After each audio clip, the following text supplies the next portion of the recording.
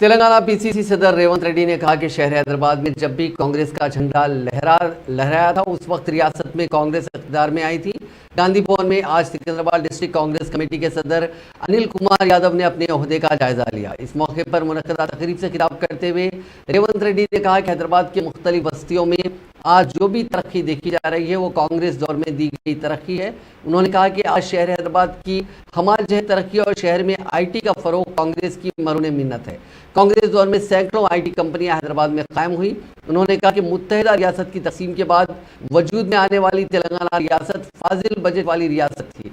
ये सिर्फ कांग्रेस से मुमकिन हुआ था, लेकिन तेलंगाना की तश्कील के बाद अवाम से झूठे वादे करते हुए इख्तिदार पर आने वाली बीआरएस हुकूमत ने 9 साल के अंदर तेलंगाना को 5 लाख करोड़ का मखरूज बनाया।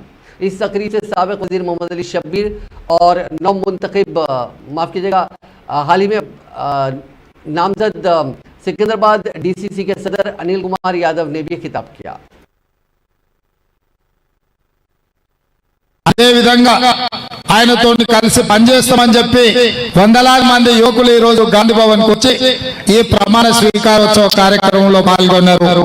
మీకు అందరూ కూడా మనస్ఫూర్తిగా అభినందనలు, కృతజ్ఞతలు మిత్రులారా। చాలా మంది వేదిక మీద నాతో అంటున్నారు, మేము ఆనాడు అంజన్ కుమార్ యాదవ్ తో 2004లో కలిసి పనిచేసినాం, 250 సీట్లు గెలిపించే కాంగ్రెస్ పార్టీని అధికారంలో తెచ్చిన ఆనాడు ఈనాడు మళ్ళీ 2024 కొత్త సంవత్సరం కొత్త ప్రభుత్వం కాంగ్రెస్। आज सिकंदराबाद डिस्ट्रिक्ट कांग्रेस प्रेसिडेंट के नए सदर आज चार्ज ले रहे हैं मेरा भतीजा अनिल कुमार यादव जी। उन्होंने एनएसयूए यूथ कांग्रेस से मेहनत करते हुए यहाँ तक आए और आज इस जलसे में मेहमान खुसूसी हमारे प्रदेश कांग्रेस कमेटी के सदर रेवंत रेड्डी जी और आज खुसूसी तौर पर हमारे बीच में कुछ नए मेहमान आए हैं।